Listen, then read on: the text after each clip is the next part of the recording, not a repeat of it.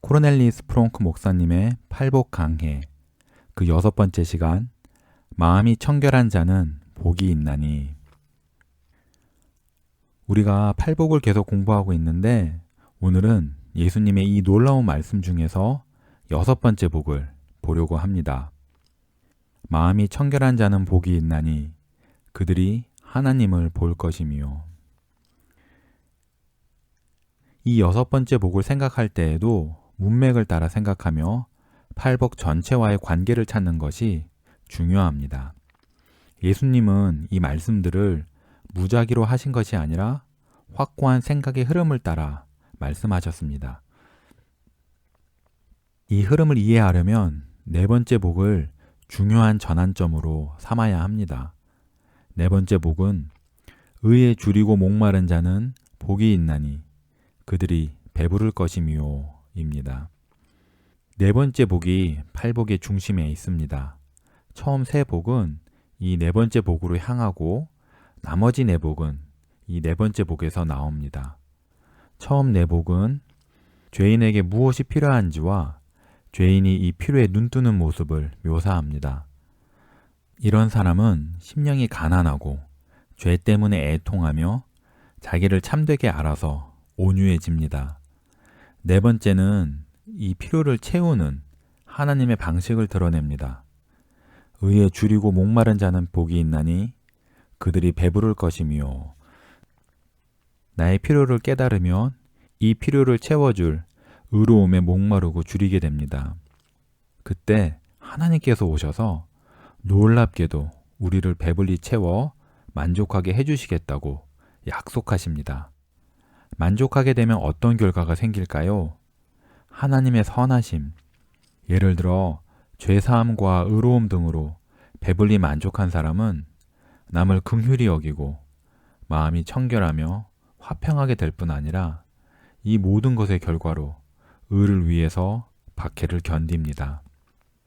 5, 6, 7번째 복이 첫째, 둘째, 셋째 복과 짝을 이룬다는 사실도 주목합시다. 팔복을 이렇게 보면 이런 사실이 보입니다. 가난한 심령을 경험한 사람이 남을 긍휼히 여깁니다. 자기 안에 선한 것이 조금도 없다는 사실을 깨달아 모든 것에서 하나님만 의지하기 때문에 남에게 긍휼을 베풉니다. 마찬가지로 6번째 복도 2번째 복과 연결됩니다. 마음이 청결한 자가 누구입니까? 죄 때문에 애통하는 사람입니다. 내 마음이 하나님 앞에 옳지 않고 온갖 썩은 것으로만 가득하다고 깨달은 사람입니다. 이 사실을 깨닫고 근심하기 때문에 주 예수님께서 그의 마음이 청결하다고 선포하십니다. 이 말이 모순처럼 들리겠지만 진정으로 마음이 청결한 사람은 자기 마음이 청결하지 않아서 애통하는 사람입니다. 예수님의 말씀에 주목합시다. 마음이 청결한 자는 복이 있나니. 복음은 사람의 마음을 다룹니다. 신구약 성경 모두가 이 사실을 강조합니다. 팔복도 마찬가지입니다. 주 예수님은 팔복에서 율법을 겉으로 순종하는 데 만족하는 바리새인의 위선을 드러내십니다. 바리새인들은 그릇의 겉은 열심히 닦아도 속은 신경 쓰지 않았습니다. 예식과 절기에는 까다로워도 참 종교가 하나님과 이웃을 사랑하는 데 있다는 사실은 잊어버렸습니다. 그래서 겉으로는 흠잡을 데 없었지만 속은 썩어 있었습니다. 마음이 하나님 앞에서 바르지 않았던 것입니다. 이런 종교가 이제는 없다고 생각하시면 안 됩니다. 오늘날에도 있습니다.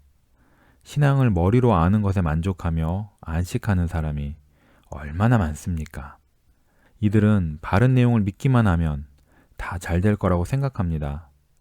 또 그리스도인의 섬김이라며 행하는 자기 종교 활동에 하나님도 만족하시리라고 생각하는 사람도 많습니다. 주께서 마음을 보신다는 사실은 잊은 채 말입니다. 성경에서 마음은 인격의 중심을 말합니다. 지성과 의지와 감정을 다 포함합니다. 참 종교는 생각과 뜻과 마음을 포함해서 전 인격을 다룹니다. 따라서 마음이 청결한 자가 복이 있다는 말씀은 겉만 청결할 뿐 아니라 존재의 중심인 마음이 청결한 자가 복이 있다는 말씀입니다. 하지만 성경은 사람의 마음이 날 때부터 하나님 보시기에 바르지 않다고 말합니다. 청결하지 않고 악하며 썩어 있다고 말합니다. 예레미야 17장 9절을 보면 만물보다 거짓되고 심히 부패한 것은 마음이라 누가 능히 이를 알리요 라고 했습니다. 이 말씀을 반대하며 사람의 마음에 선한 것이 있다고 생각하는 사람이 많이 있습니다.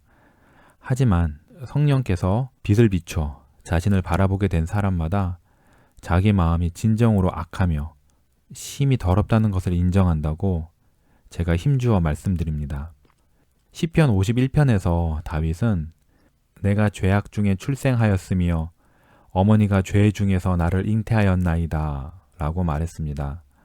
소위 그리스도인이라는 사람들 가운데 이 성경 말씀을 부인하는 사람이 많다는 사실은 오히려 이 말씀이 진리인 것을 입증합니다. 이 말씀을 부인할 만큼 그들의 마음이 거짓되고 죄악되다는 것을 드러내기 때문입니다. 예수님은 친히 이렇게 말씀하셨습니다. 마음에서 나오는 것은 악한 생각과 살인과 간음과 음란과 도둑질과 거짓 증언과 비방이니. 끔찍하게도 오늘날 많은 사람이 인간의 문제가 다 환경 때문이니 환경을 바꾸면 사람도 바뀐다고 생각합니다. 이보다 큰 거짓말이 또 없습니다. 이 태평한 생각은 사람이 타락한 존재라는 사실을 간과합니다. 아담과 하와는 최고의 환경, 즉 낙원에 살았지만 죄를 지어 타락했습니다. 그러니 사람을 더 나은 환경에 두어도 문제는 해결되지 않습니다. 먼저 마음이 바뀌어야 합니다. 그렇지 않으면 사람에게는 소망이 없습니다. 먼저 마음이 청결해져야 합니다. 그래야만 복이 있다고 그리스도께서 말씀하십니다. 그러면 마음이 청결하다는 말은 무슨 뜻일까요? 두 가지 뜻이 있습니다. 먼저 위선이 없다는 말입니다. 정직해서 하나님 앞에 감추는 것이 없으며 아낌없이 자기 삶을 하나님께 드리는 것입니다. 동시에 청결하도록 씻음 받았다는 말입니다. 우리가 삶을 하나님께 드리면서 청결하게 살려면 먼저 하나님께 씻음을 받아야 합니다. 어떻게 해야 이렇게 씻김을 받을까요? 아더 핑크가 이렇게 말합니다. 그리스도인의 마음은 성령의 4가지 사역으로 청결해진다. 먼저 성령은 사람이 거듭날 때 거룩한 본성을 주시고, 둘째, 구원하는 믿음을 주셔서 거룩하신 그리스도와 연합하게 하시며, 셋째, 그리스도의 보혈을 그에게 뿌려서 양심을 깨끗하게 하시고, 넷째로 계속되는 성화의 과정을 통해 우리가 성령의 도우심으로 육신을 죽이고 하나님을 위하여 살도록 하신다. 이것이 마음이 청결하다는 뜻입니다. 먼저 그리스도의 피로 청결하게 되며 또 그리스도의 성령으로 계속 청결을 유지하게 됩니다. 물론 이 말은 다시는 죄를 짓지 않는다는 말이 아닙니다. 우리 마음을 청결하게 하는 일은 이 땅에서는 시작만 하고 완성은 천국에서 이루어집니다. 하지만 하나님의 은혜로 청결하게 되면 내 안에 남은 모든 더러움에 맞서 싸울 것입니다. 왜냐고요? 아더 핑크가 그 이유를 잘 설명해 줍니다. 청결한 마음에는 단 하나의 청결한 목표가 있다. 주 예수님을 진정으로 사랑한다면 예수님을 기쁘시게 하길 원할 것이다. 따라서 마음이 청결하다면 마음에 큰 분투가 있다. 매일 자신을 부인하고 육체와 정욕을 모두 십자가에 못 박으며 매일 하나님께 죄를 자복한다. 이처럼 마음이 청결한 사람이 하나님을 볼 것이라고 예수님이 말씀하십니다. 이 약속은 지금 이 땅에서 어느 정도 이루어집니다. 신자는 이 생에서 벌써 하나님을 봅니다. 우리 믿음의 주요 온전케 하시는 분이신 예수님을 믿음의 눈으로 바라봅니다. 예수님은 나를 본 자는 아버지를 보았다 하고 말씀하셨습니다. 물론 이 땅에 머무는 동안에는 오직 흐린 거울을 통해 보듯이 어둡게 보일 것입니다. 하지만 우리가 하나님과 얼굴을 맞대어 뵐 날이 옵니다. 요한의 말처럼 사랑하는 자들아, 우리가 지금은 하나님의 자녀라. 장래에 어떻게 될지는 아직 나타나지 아니하였으나 그가 나타나시면 우리가 그와 같을 줄을 아는 것은 그의 참모습 그대로 볼 것이기 때문입니다. 참 신자를 기다리는 장래가 얼마나 놀라운지요. 당신의 장래도 이렇습니까? 그렇다면 당신의 마음이 청결해야 합니다. 어떻게 해야 마음을 청결하게 하나요? 라고 물으십니까? 잘 들어보십시오. 결코 스스로 자신을 청결하게 하려고 노력해서는 안 됩니다. 많은 사람이 이렇게 자신을 청결하게 하려고 애썼지만 다 실패할 수밖에 없었습니다. 청결해지는 옳은 방법은 딱 하나뿐입니다. 자신의 마음이 본성상 더럽다는 것을 보고서 시편 51편의 다윗처럼 하나님께 부르짖는 것입니다. 하나님이여, 내 속에 정한 마음을 창조하시고 내 안에 정직한 영을 새롭게 하소서.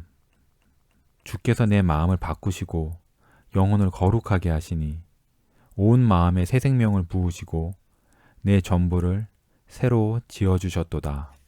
아멘.